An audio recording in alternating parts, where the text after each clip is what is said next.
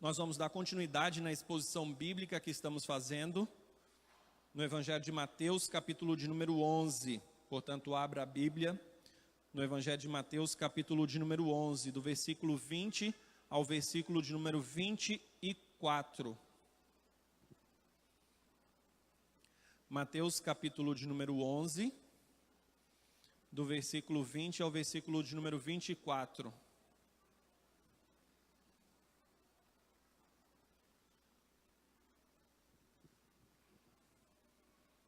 Todos já encontraram? Eu vou proceder à leitura, os irmãos podem acompanhar a mesma aí na Bíblia de vocês. Diz assim um texto bíblico: Passou então Jesus a increpar as cidades nas quais ele operara numerosos milagres, pelo fato de não se terem arrependido. Ai de ti, Corazim, ai de ti, Betsaida, porque se em Tiro e em Sidom se tivessem operado os milagres que em vós se fizeram, há muito que elas se teriam arrependido com pano de saco e cinza. E contudo vos digo, no dia do juízo haverá menos rigor para Tiro e Sidom do que para vós outras. Tu, Cafarnaum, elevar-te-ás porventura até ao céu? Descerás até ao inferno. Porque se em Sodoma se tivessem operado os milagres que em ti se fizeram, teria ela permanecido até ao dia de hoje. Digo-vos, porém, que menos rigor haverá no dia do juízo para com a terra de Sodoma do que para contigo. Vamos ter mais uma palavra de oração. Senhor, a palavra do Senhor está diante de nós e a mesma fora lida. Pedimos que o Senhor fale ao nosso coração, a despeito das deficiências do pregador, a despeito de todas as circunstâncias que, porventura, possam tentar atrapalhar esse tempo de entendimento da Tua palavra, quer seja cansaço, quer seja ruídos externos, que procurem tirar a nossa atenção. Pedimos que o Senhor fale ao nosso coração, porque estamos aqui para servir ao Senhor e para adorar o nome santo do Senhor. Portanto, fale conosco, pela instrumentalidade do Teu Espírito. Esse é o meu desejo e a minha oração, e eu a faço em nome de Jesus. Amém. Muitos aqui já ouviram falar sobre o inferno de Dante, talvez todos. Filmes retratam essa realidade, obras, enfim. O inferno de Dante, na verdade, é chamado assim pelo fato de um homem chamado Dante Alighieri ter escrito vários poemas, e ele colocou esses poemas um ao lado do outro e acabou se tornando um livro no qual ele retrata o inferno. Ele escreveu isso no século XIV e então essa obra mistura mitologia, teologia e é uma obra produto da sua época. E, como eu disse, também retratada em poesia. O inferno é retratado como um local onde existem várias camadas. Ele fala que ele mesmo foi ao inferno, mas lembrem que é uma poesia misturado com mitologia, então não é verdadeiro. E eu só estou fazendo menção a isto porque nós vamos falar um pouco mais à frente que muitos acreditam que o inferno é algo que não existe, por causa até de situações que foram faladas antigamente e por tantas circunstâncias, conjecturas, o ateísmo e tantas outras situações mais. Mas no inferno de Dante, essa obra retrata então a entrada para o inferno como sendo uma porta em um determinado local na cidade de Jerusalém, e ali existiam várias camadas. Na primeira camada era o limbo, e ele retrata como inferno, porque a teologia católica fala que o limbo é o inferno, mas não necessariamente o inferno, como a própria expressão diz, limbo é a ideia de orla, é a ideia de borda. Então no limbo não há sofrimento, mas faz parte de uma, vamos dizer assim, como se fosse uma antessala do inferno, onde as pessoas não vão sofrer. Segundo a teologia católica, e mais precisamente a obra de Dante, Lá estão as crianças que não foram batizadas, as pessoas boas do mundo que não aceitaram Jesus Cristo, lá estão. Aqueles que viveram antes de Cristo, como Abraão e os profetas, porque a obra de Cristo não alcançou estes, porque esses viveram antes de Cristo, então eles não poderiam ir para o céu. E lá então, nessa primeira camada do inferno de Dante, estavam essas pessoas. E aí a obra vai se desenvolvendo e existe a segunda camada. Na segunda camada, no próximo nível, estão aqueles que faziam coisas erradas, mas que não eram consideradas assim tão erradas. E aí são aqueles que cometiam a luxúria. E esses eram já castigados, aí sim, nesse segundo círculo desse nível, estavam aqueles que iriam receber uma chuva quente. Isso nessa obra mitológica de Dante. E aí, então, vinha o terceiro nível, estariam nesses os gulosos, que são atormentados, mais ainda, e são vigiados por um cachorro de 3 cabeças. E aí, depois, vem o quarto nível, que são os avarentos, e esses empurram enormes pesos, e assim eles estão sofrendo as punições eternas, empurrando pesos. No quinto ficam aqueles que são iracundos, insolentes e soberbos. E esses aí estão num pântano ardente. No sexto círculo estão os hereges, e eles estão em túmulos que estão pegando fogo. E também nesse círculo estão os assassinos. No sétimo estão todos aqueles que são violentos. E por fim, no último, o oitavo círculo, porque é concêntrico e de níveis dentro da obra O Inferno de Dante, estão aqueles que são os traidores. E lá, segundo a mitologia, segundo a poesia de Dante, está Satanás, porque era um traidor, e ele come Judas, Brutus e também outros traidores. Essa história, ela também foi retratada em várias gravuras, em várias pinturas. Nós temos até filmes que falam sobre isso. Como eu disse, é uma ficção da sua época. Nós não devemos de forma alguma achar que é assim o inferno. Reflete uma época onde existia muitas crendices que não estavam nas Sagradas Escrituras. E por causa dessas situações, se cunhou uma caricatura de Satanás, por exemplo, com tridente, vermelho, com chifres e tudo mais. Tudo é nesse período da Idade Média, da Baixa e da Alta Idade Média. Somente durante o período da Reforma Protestante é que houve um resgate desse ensinamento, desse ensinamento do inferno de forma correta, mas nós precisamos entender que desde os apóstolos, os pais da igreja, sempre a doutrina da punição eterna, do castigo eterno, do inferno, sempre existiu dentro da teologia cristã. Então não é por causa dos abusos, das distorções, que nós devemos desacreditar da existência do inferno. Lógico que no período medieval, como eu disse, isso foi banalizado. Agora, devemos pensar também que essa mentalidade moderna, principalmente no século XIX e XX, da não existência do inferno, vem por causa do ateísmo, onde as pessoas não mais creem em Deus, falam que Satanás é uma figura mitológica e tantos outros aspectos mais, e nós somos então dentro do aspecto cultural, não nós, igreja, mas dentro de um aspecto cultural, nós somos produtos de uma era.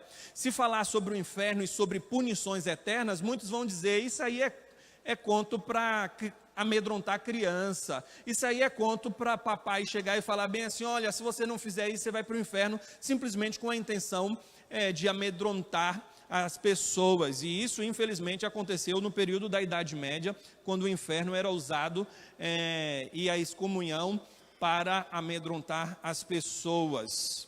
Quando pensamos sobre a questão do inferno, nós olhamos para o nosso texto e dizemos o seguinte: a palavra de Deus fala sobre o mesmo, e nós podemos e devemos crer na palavra do Senhor como sendo a revelação do próprio Deus, o Jesus Cristo, que nós cremos como Senhor, o Deus eterno, que se encarnou, ele revelou a vontade do Pai, e ele revelou coisas que nós não saberíamos se não fosse pelo propósito e desígnio do Senhor, porque ele que conhece todas as coisas nos revela sobre a vida após a morte, e ele falou sobre o inferno. Então podemos sim crer em tal realidade. Agora, essa filosofia ateia, infelizmente, adentrou o seio da igreja por causa do liberalismo teológico, vou falar isso um pouco mais à frente, e então doutrinas foram cunhadas para anular essa ideia de inferno, doutrinas esdrúxulas, errôneas, que eu chamaria não de doutrinas, mas de heresias, como a do aniquilacionismo, que diz que depois, quando a pessoa morre, se ela é uma não cristã, ela deixa de existir. Assim como você não existia antes de nascer, então depois quando você morre, simplesmente você deixa de existir. Eles não falam sobre uma alma, sobre um corpo que vai ressuscitar depois, não falam sobre as punições eternas. O universalismo, também tentando resgatar uma falsa piedade, dizendo que Deus é amor e no final das contas ele não vai lançar todo mundo no inferno. Então no final das contas todo mundo vai ser salvo, mesmo que não seja salvo imediatamente, mas ele pode até sofrer algumas punições, mas depois então ele vai para o céu. No final das contas todos os seres humanos estarão no céu.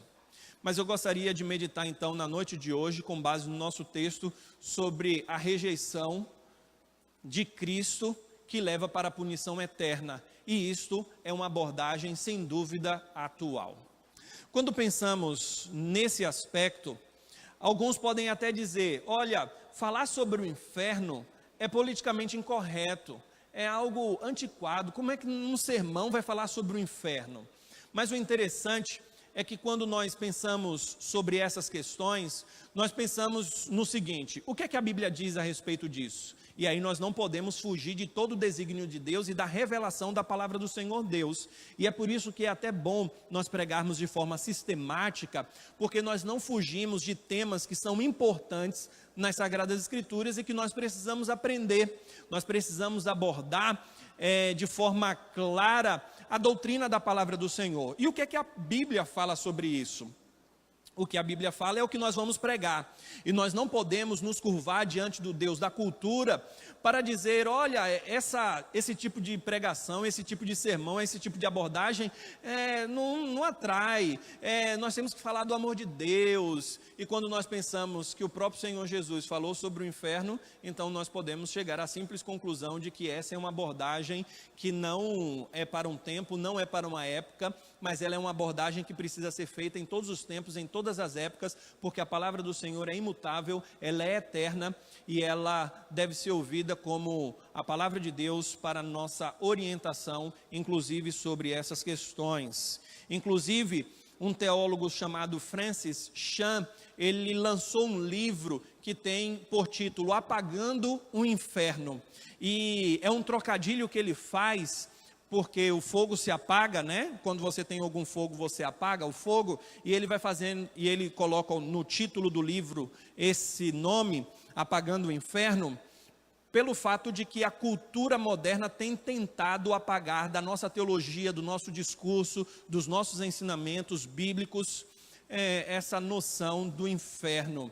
E então muitos têm sucumbido a tais pensamentos. O próprio liberalismo teológico, e aí eu entro naquele ponto que eu disse que ia abordar um pouco mais à frente, o liberalismo teológico é fruto de uma cultura racionalista, é fruto de uma cultura onde as pessoas queriam desmistificar a Bíblia. Essa é uma expressão de Rudolf Bultmann, quando ele fala que existem mitos na Bíblia, e a Bíblia, quando fala sobre aquelas questões sobrenaturais, Jesus ter ressuscitado, inferno, céu, e o próprio Bultmann vai falar o seguinte, olha, essa revolução copérnica, que mostra que os astros, quando nós subimos para os céus, nós chegamos a olhar para o universo e nós olhamos e cadê o céu? O céu não está lá.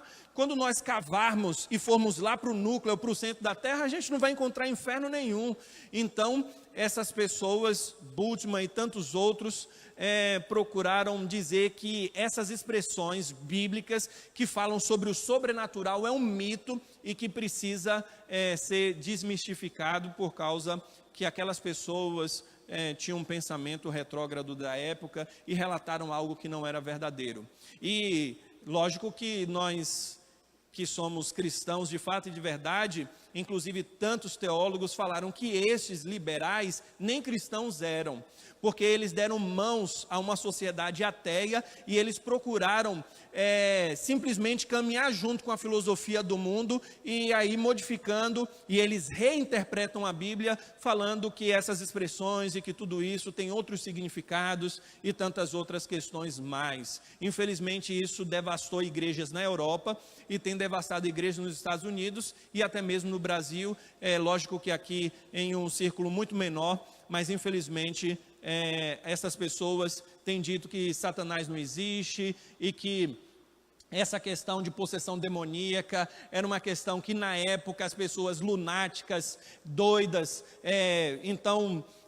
tinham esse tipo de comportamento, mas a própria psicologia, a própria psiquiatria, tudo isso tem mostrado que é simplesmente uma questão da mente. E assim procura esvaziar todas as questões sobrenaturais do discurso. Mas nós precisamos entender que a nossa fé não é produto da cultura, não foi produto de uma época cristã ou até mesmo uma época judaica. Nós precisamos entender que a nossa fé está baseada na palavra de Deus e nós cremos que a palavra de Deus é a revelação do próprio Deus, como eu disse, e Ele que sabe todas as coisas e que criou todas as coisas, Ele disse como funciona o universo nas suas relações de causas e efeitos e até mesmo essas questões sobrenaturais. Hernandes Dias Lopes, ele disse que o inferno existe e ele fica no final de uma vida sem Deus. E aí nós vamos ver exatamente no nosso texto, na Bíblia, o que a palavra do Senhor tem a respeito desse assunto, a respeito do inferno. O versículo 20 começa da seguinte forma: passou então Jesus a increpar as cidades. E aí a ideia aqui é denunciar, essa expressão significa isso, nas quais ele operava numerosos milagres pelo fato de não terem se arrependido. Então aqui o Senhor está denunciando as cidades específicas pelas quais ele passava como judeu, e então ele começou a denunciar essa cidade e disse que elas receberiam punições. E essas punições, como nós já começamos a falar aqui, o próprio texto fala isso, no dia do juízo, e há uma expressão de inferno no próprio texto, mostra que são punições não temporais, ou seja, não são punições aqui na terra, mas punições eternas. Então, não são punições no tempo, mas são punições eternas, é isso que eu quero dizer com punições temporais. E aqui nós já podemos então observar que o discurso do Senhor Jesus para aqueles judeus e para aquelas cidades era um discurso que muitos falam hoje, né? Não, isso é discurso de ódio. Se você falar sobre inferno ou coisas dessa natureza, então o Senhor mesmo foi misericordioso e no contexto, que, como nós estamos estudando, no capítulo 10, ele com seu amor realizou muitos milagres, muitas curas e enviou os discípulos, os apóstolos, para pregar sobre a chegada do reino dos céus. Então ele está manifestando o amor. E até mesmo no contexto posterior ele vai falar sobre a chamada da graça, que será objeto do nosso estudo no domingo que vem, se assim o Senhor nos permitir, quando ele disse: vinde a mim todos os que estáis cansados, oprimidos e sobrecarregados. Então no discurso do Senhor Jesus, há manifestação de graça, mas para aqueles que rejeitam essa manifestação da graça, o Senhor Deus também é justo e ele vai trazer as punições. Então nós observamos que o Senhor começa a denunciar essas cidades por algumas razões. A primeira razão é porque eles rejeitam o próprio Senhor Jesus. O texto fala que o Senhor realizou muitos milagres e eles não se arrependeram. Então, e o próprio contexto anterior, para aqueles que estavam aqui domingo passado, ou para vocês que estão com a Bíblia aberta, vocês vão ver no versículo 18 e 19, os dois versos que antecedem o verso 20, o verso que é objeto do nosso estudo hoje à noite. estes zombavam do Senhor e dizia que João Batista tinha demônio, que Jesus também, porque era aquela crítica, aquela acidez, porque rejeitavam tanto a pessoa de João Batista quanto a pessoa de Jesus. Um jejuava e o outro não, e então eles, insatisfeitos, declaravam rejeitar tanto João Batista quanto o Senhor Jesus. E o Senhor Jesus realizou milagres naquela região. Quando João Batista pergunta: olha, é o Senhor mesmo que estava por vir? Isso no capítulo 11. Ou nós devemos esperar por outro? Qual foi a resposta de Jesus para os discípulos que foram enviados por João para perguntar ao mestre se ele era o Messias prometido? A resposta foi: volte, diga para João o que vocês têm visto, que as pessoas estão andando, os paralíticos, que os surdos estão ouvindo, os cegos enxergando. Tudo isso autentica que o reino de Deus é chegado, que a pessoa do Cristo está aqui, e tudo isso é anunciado. Então a rejeição ao Senhor é a rejeição ao próprio Deus, no aspecto de que Ele estava presente, e ainda mais, Ele deu provas cabáveis de que Ele era Deus. Então, em uma particularidade, algo muito próprio, eles estavam diante de Deus, e eles estavam rejeitando o próprio Deus. Então, o Senhor vai falar do inferno dentro dessa perspectiva, e nós já podemos trazer uma aplicação clássica e lógica das Sagradas Escrituras, que todos aqueles que rejeitam ao Senhor haverão de padecer com as punições eternas. Mas nós também devemos entender que no contexto da mensagem do Senhor existe o arrependimento, porque o texto fala: e pelo fato de não se arrependerem, não terem se arrependido. Então, para entrar na vida eterna, para não receber as punições eternas, mas para entrar na verdadeira vida eterna, para não passar pela segunda morte, eu preciso me arrepender, eu preciso colocar uma fé consciente no Cristo, eu preciso entregar a minha vida para Ele. Então o Senhor Jesus está denunciando aquelas cidades pelo fato de terem rejeitado a própria pessoa dele, que é o Messias esperado. Portanto, aqui nós já podemos dar a resposta clássica de que a salvação está intimamente ligado a uma confiança na pessoa de Cristo, a depositar a confiança e crer na mensagem de Deus e colocar uma fé consciente na pessoa de Cristo, na revelação da palavra de Deus, e crer na verdade do Santo Evangelho e olhar para Cristo como aquele que haveria de nos libertar da condenação eterna. Agora, o interessante é que todo esse discurso está sendo dirigido principalmente para os judeus.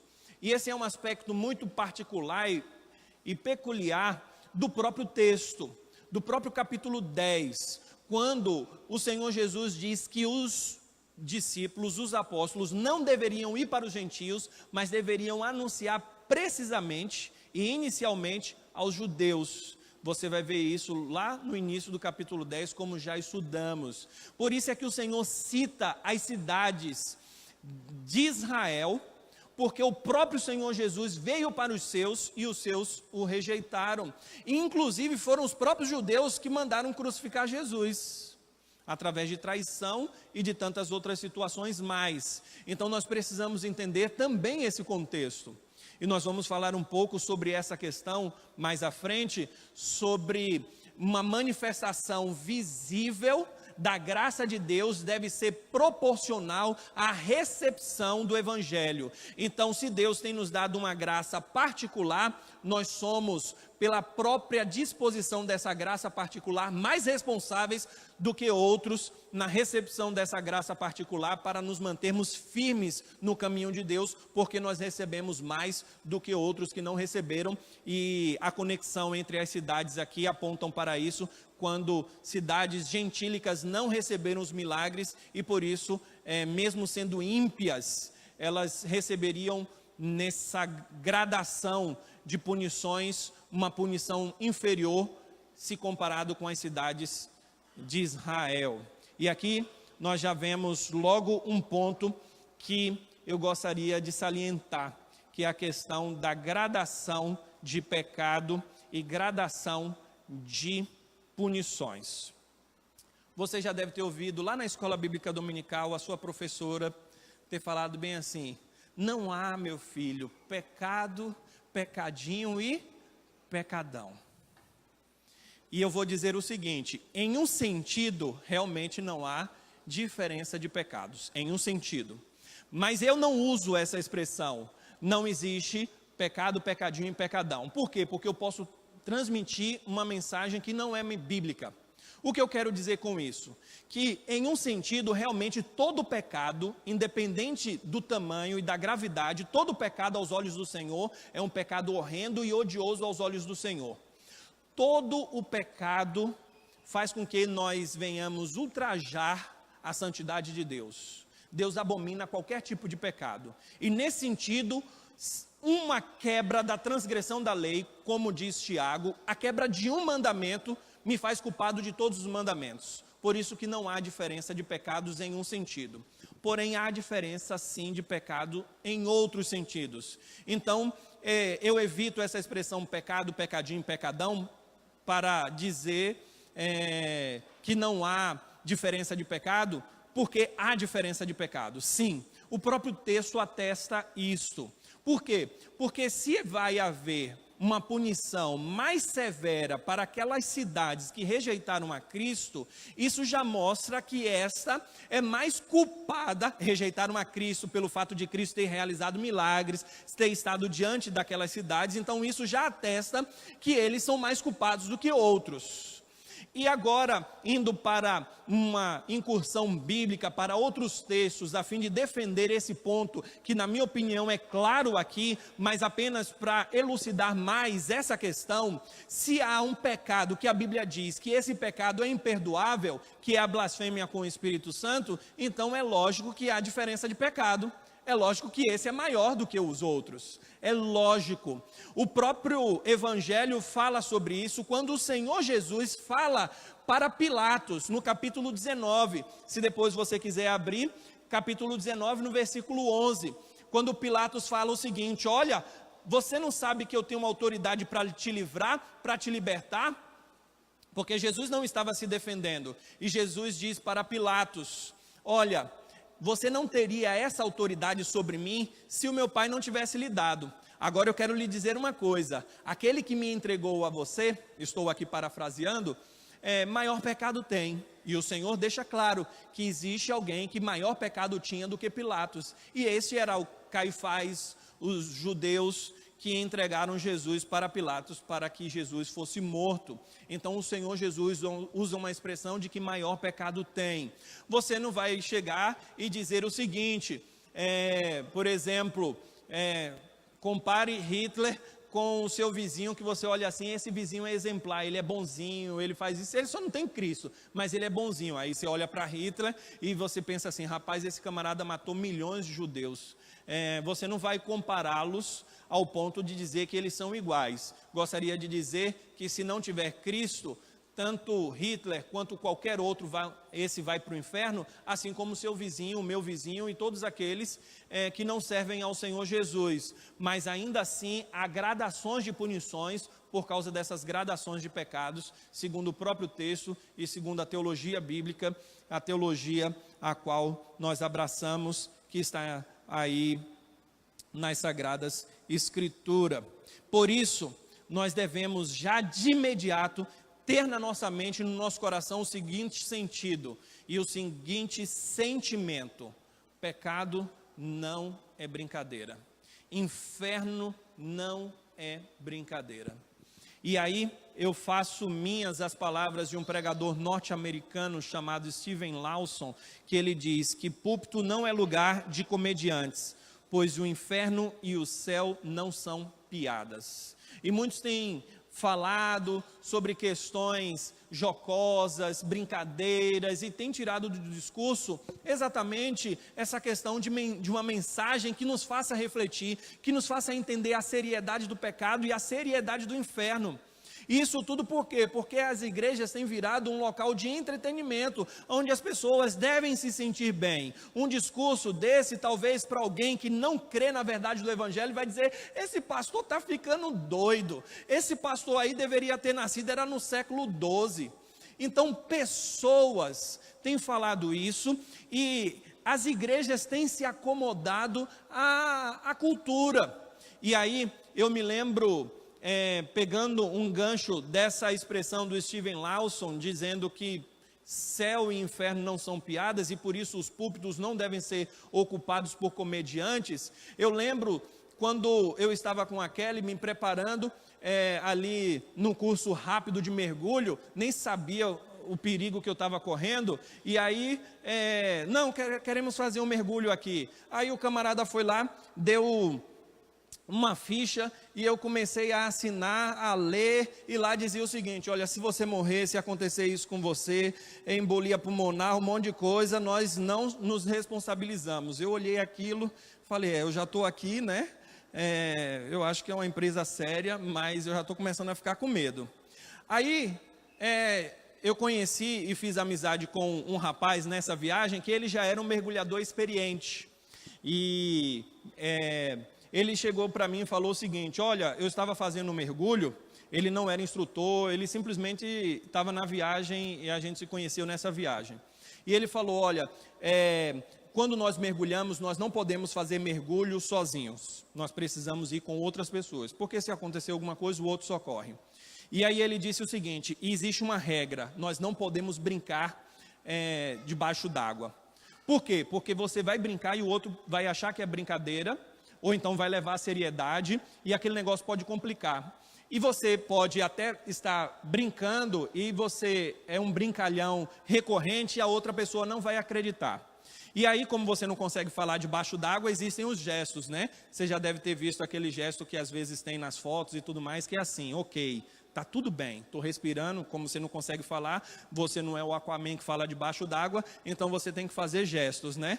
E aí, existe um gesto que é assim: falta de oxigênio. O cilindro não está comunicando oxigênio para a máscara de respirar. E ele disse que ele estava com os amigos e um deles fez isso. Se subir rápido, o próprio pulmão não vai conseguir, por causa da pressão da água, se sustentar, e ele pode explodir. Então ele não pode sair nadando rapidamente para chegar lá em cima a fim de respirar. Então, ele precisa de ajuda, e os próprios mergulhadores já sabem, o cilindro deu um problema, e aí quando ele fez isso, eles pensavam que o rapaz estava brincando, mas de imediato eles lembraram da regra, e eles começaram a revezar o oxigênio de um cilindro para o outro. Eles mudavam enquanto estavam ali, um segurava a respiração, colocava para ele respirar, e eles foram subindo devagar, até que então aquela ameaça passou. Por que eu estou falando isso? Porque nós, na nossa vida material, nós cuidamos muito bem, e nós não brincamos com a nossa vida material. Agora, com o nosso cristianismo, nós brincamos às vezes, levamos uma vida supérflua e fútil diante da realidade, e nós não vamos perder uma vida temporal, nós vamos perder toda a nossa vida no sentido eterno. Então, por que brincar com essas realidades? Por que não ter discursos como esse quanto à vida que está por vir? Será que nós estamos aqui falando do Evangelho por brincadeira? Será que nós estamos aqui falando sobre o inferno porque achamos que é um discurso interessante, ou para amedrontar, ou coisa dessa natureza? Não, nós estamos aqui pregando a palavra do Senhor com seriedade e entendendo que a vida é muito valiosa, mas a vida eterna tem mais valor do que a vida aqui na terra. E nós precisamos então atentar para as advertências do Senhor, para os ensinos do Senhor.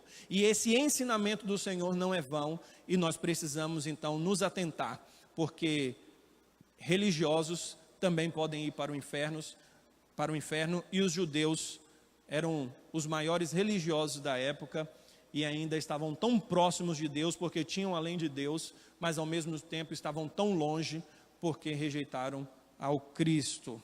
Portanto, meus amados irmãos, nós precisamos entender tais realidades como advertências para vivermos uma vida santa diante do Senhor e recebermos a esse Cristo pela fé e colocar o nosso coração na palavra de Deus. Outra lição que eu gostaria de trazer é quanto à questão dessa comparação das punições com as cidades judias com as gentias. O texto diz: porque Corazim, Betsaida e as cidades judias receberiam maior rigor do que as cidades de Tiro, Sidom e Sodoma. E aí a minha pergunta é: por que será? Qual é a resposta? Ainda que eu já tenha falado e já tenha até dado uma pincelada, mas eu queria me aprofundar agora nesse ponto, porque o texto é claro quanto a isso. Por quê? Por causa das grandes vantagens religiosas que eles tinham, por causa das grandes vantagens quanto à fé que eles não aproveitaram. E como eu disse, eu já dei uma pincelada, mas eu gostaria de me aprofundar nesse aspecto. E aí eu gostaria até de trazer a aplicação própria para nós. Alguém pode ser um religioso, não adulterar, e olha que esses judeus, eles eram estritos na lei de Moisés, mas ainda assim, Sodoma, onde existia homossexualismo, prostituição e tudo mais, os judeus receberiam uma punição muito maior do que essas cidades. Agora veja que não é simplesmente questão de moralidade, lógico que sim, o é, porque nós precisamos nos arrepender. Mas quando eu falo moralidade, eu estou querendo dizer aquelas pessoas que procuram viver uma vida exemplar, mas não recebem a Cristo, não têm a Cristo. Então é esse tipo de moralidade que eu estou querendo dizer. Não adianta alguém chegar e falar bem assim: olha, eu não roubo, eu não matei ninguém, já viu aquele cara bonzinho? Eu nunca fiz nada de errado, até pago meus impostos, e olha que esse país nem merecia receber meus impostos. E aí, nós olhamos para essas pessoas e caracterizamos essas pessoas, e às vezes nós nos incluímos nesse grupo, como aqueles que são da classe ideal de seres humanos, responsáveis, pessoas do bem. Você já viu essa expressão? Aquela pessoa é uma pessoa do bem. Não nos enganemos, as vantagens que nós temos não haverão de nos credenciar a uma vida diante de Deus. Não é pela vantagem de termos recebido algo, não é pela vantagem de ouvirmos a pregação do Evangelho, como estamos ouvindo aqui, que vai nos levar para o céu. Pelo contrário, se nós não obedecermos e se nós não nos arrependermos, nós seremos mais castigados e seremos mais culpados, porque estávamos diante da palavra de Deus dia após dia, e ainda assim vivemos uma vida longe de Cristo. Simples, simples. É por isso que na época da Idade Média, na época que a Igreja Católica chamava os pagãos, na época que eles vieram para o Brasil, existiam índios canibais, existiam sacrifícios humanos praticados pelos índios, mas eles não haviam recebido até então a mensagem da palavra do Senhor. E por isso eles seriam também castigados, porque não receberam a palavra do Senhor, porque não colocaram uma fé consciente em Cristo, porque não se arrependeram e porque eram pecadores. Mas os conquistadores que chegaram aqui na América, estes que se diziam cristãos, mas não demonstraram o cristianismo, são muito mais responsáveis e receberão punições muito maiores, porque eles tinham vantagens religiosas, porque eles tinham uma palavra de Deus e ainda assim eles viveram longe do Senhor. Portanto, isso é uma advertência para nós, que estamos hoje no mundo em que as coisas estão indo de bem, no Brasil, onde a liberdade religiosa está indo de bom para melhor, as coisas estão tudo tranquilas, nós podemos vir à igreja, acessamos a internet, temos bons livros de teologia, ouvimos pregadores renomados na internet, falamos: olha como é bom ouvir esses homens. Agora, ouvir sem a prática de nada adianta. Lembrem do contexto anterior que nós estudamos no domingo passado, dê uma olhadinha aí, o finalzinho do versículo 19, mas a sabedoria é justificada por quê? Você está acompanhando aí? Você não fechou sua Bíblia não, né? Por suas obras. Sábio é aquele que pratica as obras, que são obras dignas de justiça. E aí logo em seguida o Senhor fala sobre arrependimento. É obras de um arrependimento genuíno, no qual nós colocamos uma fé no Cristo, uma fé na mensagem do Senhor, porque João Batista veio pregando o reino de Deus, Jesus veio como a manifestação desse reino, e ainda assim eles rejeitaram. Portanto, meus amados irmãos, nós precisamos atentar para as vantagens religiosas que temos, e nós não devemos nos acomodar diante dessas vantagens. Pelo contrário, devemos chorar pelos nossos pecados, para nos arrependermos em pano, saco e cinza, para que então o Senhor tenha misericórdia de nós e nos leve para os céus. Ah, meus amados irmãos, o que isso tem a ver conosco? Tem tudo a ver conosco, porque nós temos muitas vantagens, somos cristãos, somos religiosos, mas a pergunta é, será que somos salvos? As nossas obras haverão de dizer, porque nós não somos salvos por causa das nossas obras, mas nós somos salvos para a prática de boas obras em Cristo Jesus. Não devemos ser religiosos, mas operantes em seguir a Cristo. Quem recebeu maior luz espiritual deve corresponder ao tanto que recebeu. Tiro e Sidom teriam se arrependido de saco e cinza se recebessem o que aqueles judeus estavam recebendo. E quando nós olhamos para a mensagem de Jonas, nós podemos ver que isso é bem possível e bem fácil, porque os judeus que tinham a revelação de Deus viviam de forma impiedosa. E Deus simplesmente disse, Jonas, vai lá e prega para Nínive. E Jonas pregou o pior sermão que alguém poderia pregar, porque ele não tinha vontade de pregar, ele foi contra a vontade dele, ele foi porque Deus mandou, e ele simplesmente saiu andando pela cidade, percorria a cidade falando, se arrependam, se vocês não se arrepender, Deus vai destruir a cidade. Só falava isso. E aí toda a cidade de Nínive, toda se arrependeu, simplesmente por um sermão, e um sermão mal pregado ainda, e ainda assim Deus converteu, simplesmente porque a mensagem chegou àquela nação ímpia e gentia. Portanto, meus amados irmãos, nós precisamos entender tais realidades, somos beneficiados e devemos corresponder ao benefício que o Senhor tem nos dado. Portanto, nós precisamos entender o seguinte, um pastor inglês falou, certa feita, entre todos os agravantes dos nossos pecados, não há nada mais hediondo do que ouvirmos com frequência qual é o nosso dever. Então, toda vez que nós ouvimos, nós somos mais responsáveis. Então, a um passo que é uma bênção você ouvir os sermões, saiba o seguinte, que toda vez que você ouve um sermão e não pratica, você vai crescendo em uma situação deplorável diante de Deus. Um religioso que não segue a Cristo diante de tantos privilégios cristãos, é pior do que alguém que nunca ouviu o Evangelho e segue as piores torpezas do pecado. Meus amados irmãos, nós ouvimos falar sobre o Evangelho, agora precisamos entender que gostar do Evangelho não é suficiente, nós precisamos fazer o que o Senhor Jesus disse, precisamos nos arrepender e nos converter, conforme o próprio texto no seu contexto anterior, versículo 24 do capítulo 11 também fala sobre isso. Digo-vos, porém, que menos rigor haverá no dia do juízo para com a terra de Sodoma e Gomorra do que para contigo. E por quê?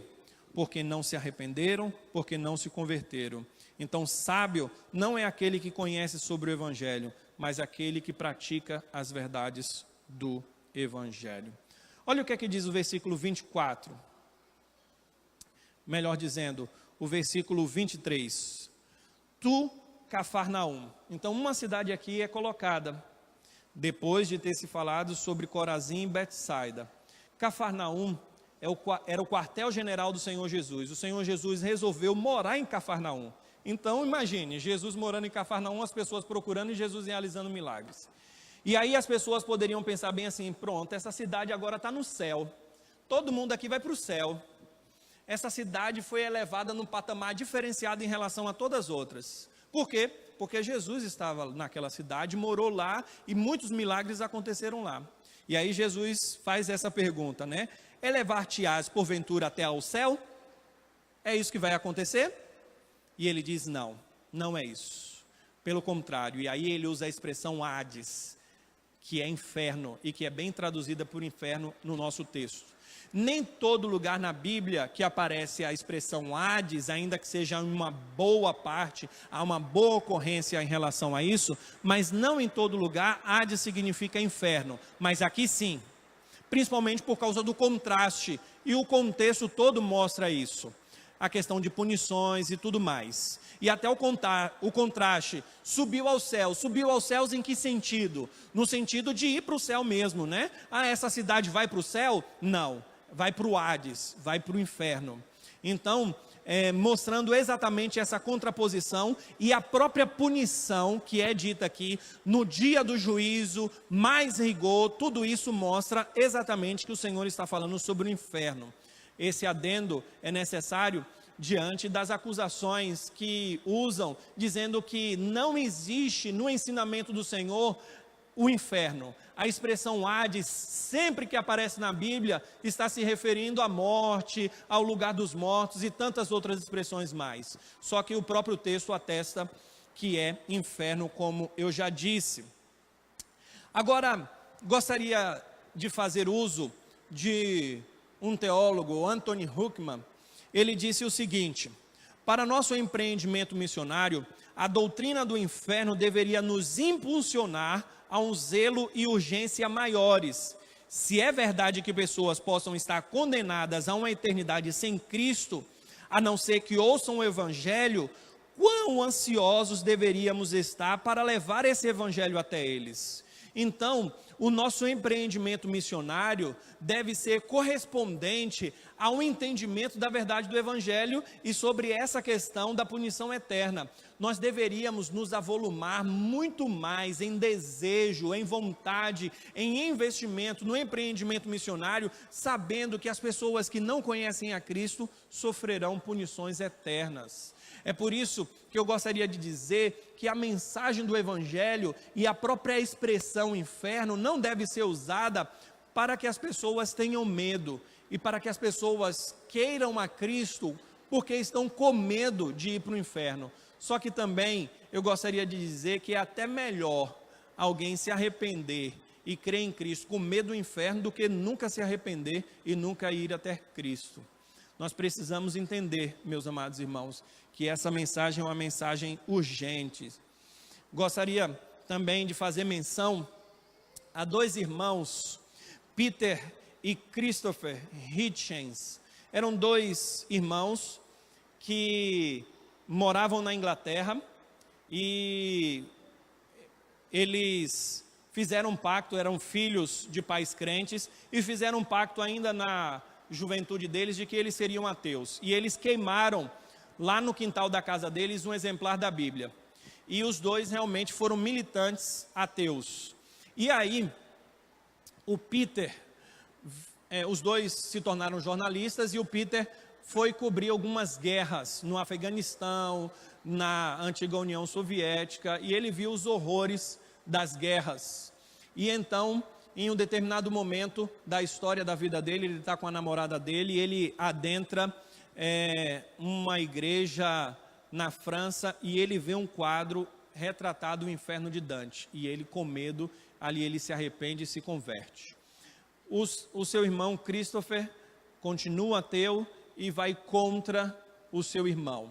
O próprio Peter frequenta a igreja, se casa com a sua namorada e então serve ao Senhor Deus e escreveu um livro combatendo o ateísmo. Por que eu estou falando isso?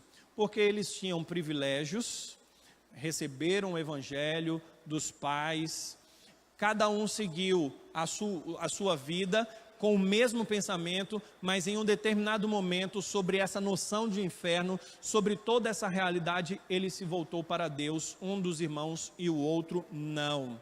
O inferno não foi criado para nos amedrontar, jamais. Pelo contrário, foi criado para a justiça e para a punição daqueles que praticaram a injustiça. Mas, por mais que ele não tenha sido criado para nos amedrontar, mas nós devemos ter medo dele. Precisamos. O próprio Senhor Jesus, no contexto anterior, no capítulo 10, ele disse: olha, quando vocês estiverem diante das pessoas, não tenham medo delas matarem vocês. Não tenham medo, pelo contrário, tenha medo daquele que pode lançar no inferno tanto o seu corpo quanto a sua alma. Deste vocês devem ter medo. E o próprio Senhor Jesus estava falando de Deus. Então, meus amados irmãos, por mais que esta palavra não tenha essa intenção e realmente jamais tenha uma intenção de amedrontar vocês, como na Idade Média, as pessoas, os pastores até pegavam caveiras de pessoas mortas e colocavam no púlpito e falavam, olha, se vocês não se arrependerem, olha o que é que vai acontecer com vocês, esse é o final de vocês, nós somos assim, e tinha a intenção de trazer medo para os ouvintes. Não é esse o meu pensamento, nem a minha intenção é expor a palavra de Deus, como disse Charles Spurgeon, soltar o leão e deixar que o leão faça a obra, no sentido de que ele vai e devora, né? Eu não preciso ensinar para o leão que ele precisa fazer alguma coisa, é só abrir. A minha intenção é simplesmente pregar a palavra de Deus e que o Espírito Santo então haja, que o Senhor mesmo, com o poder da palavra, possa agir nos corações humanos. A minha intenção é simplesmente pregar a palavra de Deus, acreditando que o Espírito Santo há de fazer a obra, para que todos nós, meus amados irmãos, esse é o meu desejo, para que todos nós que aqui estamos, sem exceção, todos nós estejamos no céu. Todos nós, sem exceção. Esse é o desejo de todo pastor que tem um rebanho. Ele não queria ver nenhuma das suas ovelhas longe do aprisco do Senhor e longe da salvação do Senhor. Mas a responsabilidade é individual. No célebre livro de Jonathan Edwards, que foi um sermão que ele pregou em 8 de julho de 1741, um sermão célebre que ficou conhecido no mundo inteiro, chamado Pecadores nas Mãos de um Deus Irado. Nesse sermão, diz a história, as pessoas relataram que quando Jonathan Edwards pregava sobre esse assunto, falando sobre o inferno, as pessoas choravam, se seguravam nas pilastras e diziam que sentiam como que o inferno tivesse debaixo delas e o fogo, acredito que por não ter ar-condicionado, né, talvez eles sentiram esse calor, tal, a gente também sentiria se fosse aqui, mas independente dessas expressões caricatas, externas, é verdade que ele pregou um sermão e as pessoas refletiram sobre a necessidade de arrependimento e se dispuseram a seguir ao Senhor Deus. E então, algumas expressões que ele usou, gostaria de usar aqui também, alguns pontos desse sermão dele.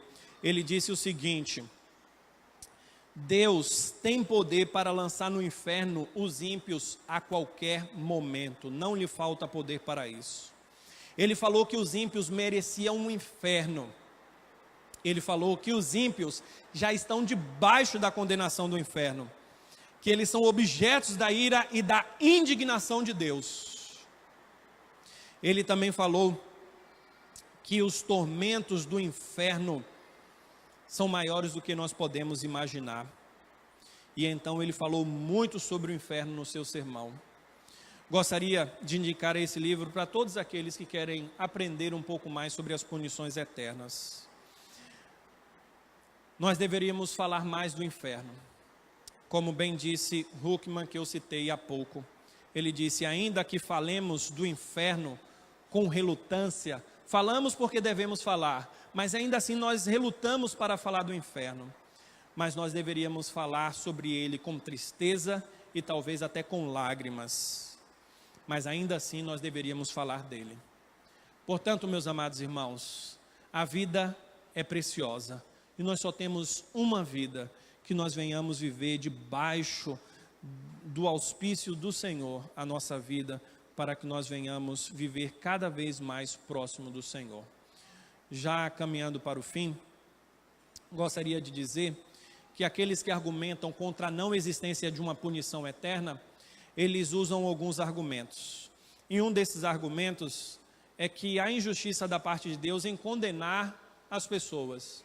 Só que o Senhor Jesus mostrou que não há injustiça, no próprio texto, no fato dele ter condenado os judeus, porque eles receberam e ainda assim eles rejeitaram. E aqueles que falam que há injustiça da parte de Deus argumentam até o seguinte, talvez você não tenha ouvido essa argumentação, mas se você ouvir, você já pode até saber qual é a defesa. Eles dizem o seguinte, olha, como é que uma pessoa vai sofrer no inferno por toda a eternidade, ele vai existir eternamente sofrendo, isso é desproporcional a uma vida de pecado. Ele viveu ali uns 10 anos, 15 anos, dependendo de quando ele morreu, 20 anos, 50 anos, 60, 70 anos praticando pecado, e proporcionalmente ele vai viver o inferno todo sofrendo.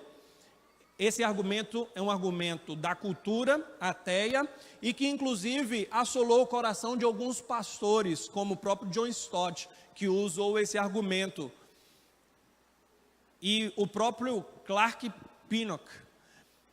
E o John Piper vai dizer que o próprio Jonathan Edwards, ele trouxe uma explicação clássica para isso e que todos deveriam atentar, que não é por causa da proporção de tempo do pecado, mas a ofensa à santidade de Deus. Não é o tempo que nós passamos pecando, mas o tamanho da ofensa para com o Senhor Deus. É mais ou menos o seguinte, se formos comparar, aí é uma comparação minha. Imagine você chegar diante do presidente dos Estados Unidos, você deve levar mais ou menos 1 segundo para dar um tapa no rosto dele. Chegar assim, pá! Você acha que a sua punição vai ser um outro tapa e que vai levar apenas 1 segundo? E por que a punição em relação a tempo vai ser desproporcional? E por que se você der um tapa no meu rosto, você não vai receber o mesmo grau de punição? Pelo simples fato da importância daquela pessoa e o tamanho da sua ofensa para a importância daquela pessoa. Então Deus santo, Deus perfeito, que nos deu tudo do bom e do melhor e que nos deu a própria vida, nós pecamos e ofendemos a santidade de Deus. Então isso é o que há de fazer com que nós sejamos passíveis da punição eterna, e isso não é injustiça. Um outro argumento e que eu gostaria de usar um filósofo inglês, John Stuart Mill, o argumento é: Deus não pode ser amoroso e justo ao mesmo tempo, porque se ele for amoroso, ele vai ter que perdoar, se ele for justo, ele vai ter que punir.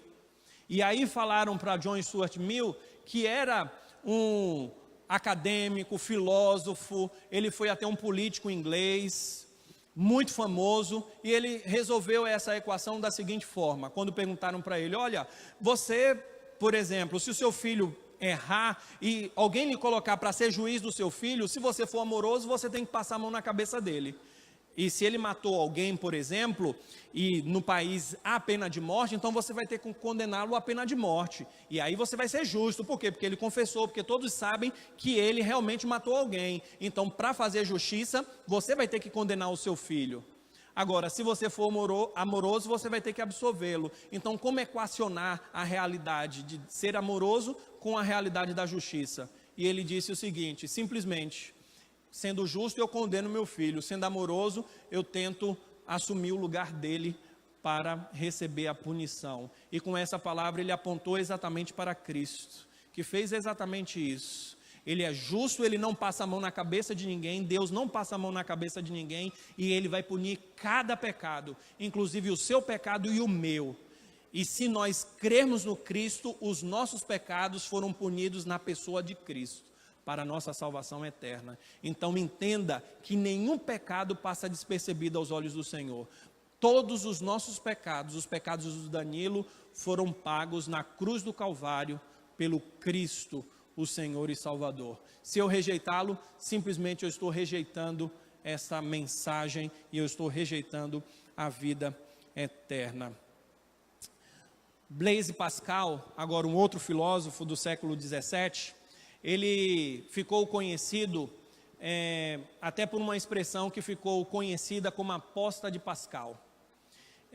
Ele dizia o seguinte: se você viver a vida inteira como se Deus não existisse, como se o inferno não existisse, e você simplesmente crê nisso, o inferno não existe, Deus não existe, e você vive uma vida ímpia, se o inferno existir, você está de mal a pior. Você vai de mal a pior. Você vai receber todas as punições daquilo que você não cria existir. Agora, suponhamos que você creia que o inferno não existe, que o céu não existe, você morreu e realmente depois da morte não existe nada. O que é que você ganhou? Você não ganhou nada, também não perdeu nada. Agora, suponhamos que o céu exista e que eu vivi amando esse céu, amando esse Deus, e aí eu morro. E se realmente esse céu existir, eu vou viver com esse Deus. Então eu ganhei alguma coisa. No final das contas, vale a pena apostar em Deus. Vale a pena crer em Deus, porque a própria lógica atesta que se eu morrer e não existe nada, eu não ganhei nada, deixei de ganhar. Agora, se existir e eu não vivi, eu perdi tudo. Perdi a vida e perdi o bem mais precioso. Gostaria de dizer que esse sermão das Escrituras nos mostra o convite da cruz, o convite da salvação que segue, e por isso eu gostaria de lhe incentivar a estar aqui no próximo domingo, porque eu não queria, e o texto é fantástico dentro dessa proporção, porque não termina com esse tom, mas existe um outro tom, ainda que eu tenha falado desse tom sobre a pessoa de Cristo, mas o outro tom do convite é fantástico, e é assim que o Senhor termina o capítulo 11, falando sobre essa graça que nos alcançou. Portanto, que nós venhamos viver para essa graça, viver para a glória de Cristo, e que nós venhamos entregar a nossa vida cada vez mais ao Senhor, para vivermos para a glória dEle, para vivermos em santificação e em amor eterno. Na história da igreja, existia um bispo de Aquileia chamado Rufinos, e ele inseriu naquilo que depois teve algumas mudanças no credo apostólico, dizendo que Jesus desceu ao inferno. Você já deve ter ouvido aquela expressão que Cristo foi no inferno, foi ao Hades. Só que essa expressão, quando ela foi cunhada, ela não tinha o propósito de dizer que Jesus foi para o inferno. Existe a expressão do credo que ele foi crucificado, morto e sepultado. E então se tirou essas três expressões e colocou desceu ao Hades, que era um substituto dessas três realidades de sofrimento, que ele então padeceu sob o poder de Pôncio Pilatos, foi crucificado, morto e sepultado. Depois a história da igreja assimilou uma ideia de que Jesus foi para o inferno. Existe um artigo que está até na internet de um pastor brasileiro, Heber Carlos de Campos, chamado Descendit ad Inferna, que é a expressão latina dizendo desceu ao inferno. E eu gostaria de dizer, com isso, findando o meu sermão, que não foi necessário e não havia lógica de Jesus ir ao inferno para realizar qualquer coisa. O inferno do Senhor Jesus foi a cruz, onde ele recebeu todo o castigo e toda a ira de Deus.